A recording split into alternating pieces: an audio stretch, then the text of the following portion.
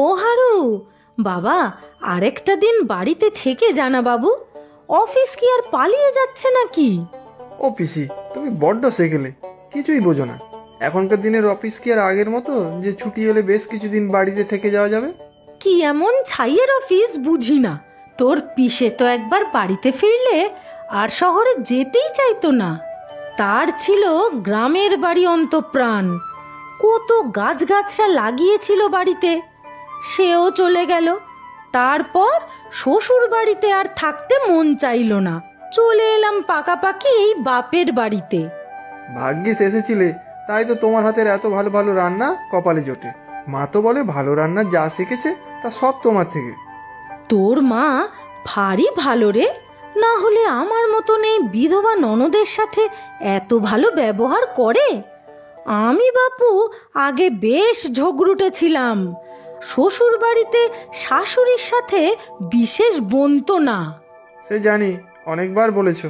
আর মারা যাওয়ার আগে তোমার শাশুড়ি কিন্তু তোমাকে তার সব গয়নাগাটি দিয়ে গিয়েছিল। হ্যাঁ তা ঠিক, বললাম না আমি আগে বিশেষ সুবিধার মানুষ ছিলাম না। এ বাড়ির একমাত্র মেয়ে ছিলাম তো, তাই অহংকারও কিছু কম ছিল না। না, তুমি খুব ভালো। আর তোমার হাতের রান্নার কথা তো আমি অফিসেও সবাইকে গল্প করি। ও হরি, শোন না একটা কথা বলি, শুনবি তো? তা শুনবো, কিন্তু তুমি আমাকে সবসময় হরি হরি কেন বলো তো? আমি হলাম হরিশ, তাই সবাই ডাকে হ্যারি, বুঝলে? হ্যারি, হরি না। ওই একই হলো, হরি। তোকে ডাকলেই ভগবানকে ডাকা হয়, বুঝলি না? আচ্ছা, তুমি শুধরাবে না কি, তাই তো? এবার বলো কি বলছিলে। শোন বাপু, তোর বাবা মায়ের অত বয়স হয়েছে, আমারও তাই। আজ আছি কাল নেই। এবার বিয়েটা করে ফেলতো বাপু, চাকরি বাকরি তো ভালোই জুটিয়েছিস। ও তাই নাকি? চাকরি জুটিয়েছি বলে কি এবার বউকেও জোটাতে হবে নাকি? আর তোমাদের বয়স হয়েছে বলেই কি আমাকে বিয়ে করতে হবে? আহা, মিছে রাগ করিস কেন?